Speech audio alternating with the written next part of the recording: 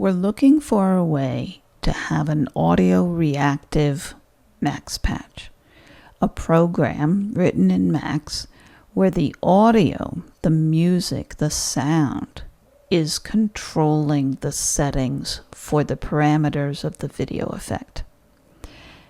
So let's decide the video effect we're going to manipulate right now is going to be the crossfader on this mixer fader module. So I have data coming out of the Max patch. I'm sorry, of the playlist, right?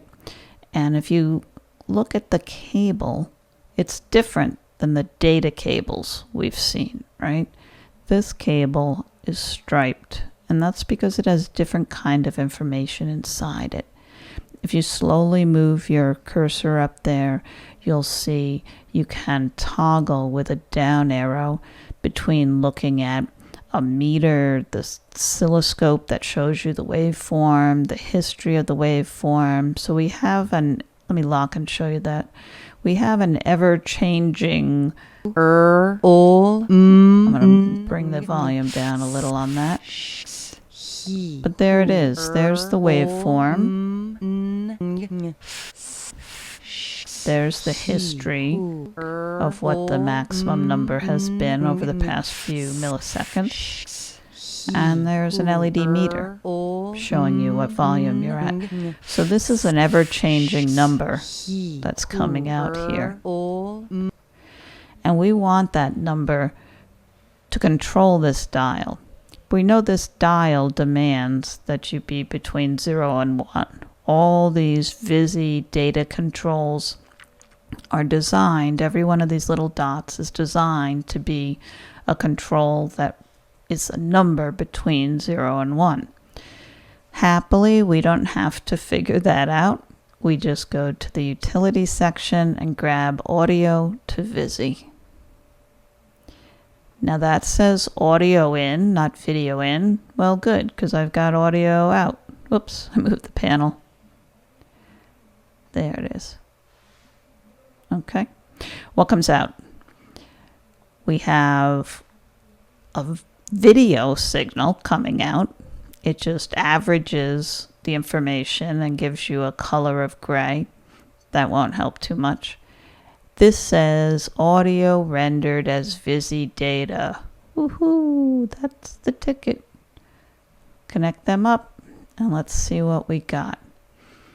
I'm gonna, you know what, I'm gonna back up, maybe try and get the projector in. Panels are making this a little too demanding. Yeah, we'll stay. Okay, let's run water. Oops, forgot to play my video. There I am. We're gonna drop down here.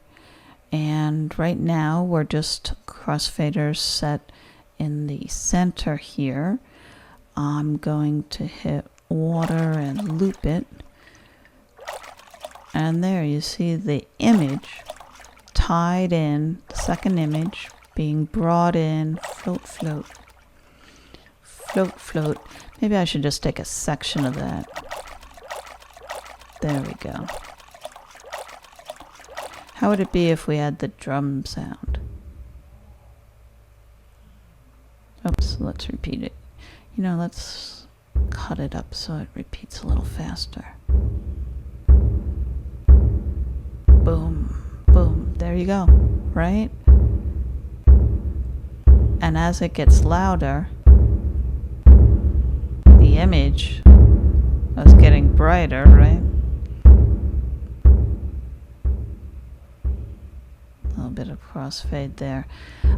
Now we can see that's working pretty well. I might want to, for quieter sounds, I might want to multiply that number up. Let's take a look at what that number coming out of there actually is. We can sit on these meters, on these patches, and watch the meter, but I'm going to create a new object called a sig tilde. And it shows me the signal value. So if I connect into that, let me check the help. I think I grabbed the wrong object. No, this is the one I wanted. Let me see what that is. I wanted this guy, a number tilde. So let me just stop a minute and explain how helpful Max is. So I thought I remembered the right Max object, and then it wasn't looking like it was working. So I slid over here to get the help patch, opened up the help patch where there's a running version of some code that uses that. And I could see that sig tilde was going into an oscillator and then out. So I'm like, I don't know, but that's what I wanted right here. That guy that has a waveform coming in and prints out a number. What's the name of that object? Well, with the clue window, I can just hover over it and say, oh, number tilde. That's what I wanted. So I'm gonna ditch my sig tilde here, just so small it's hard to click on. I'm gonna make a number tilde. And let's take a look at the audio. I wonder if we can beef that up a little. No. Same thing, I'm moving the patch again. Okay. Lock.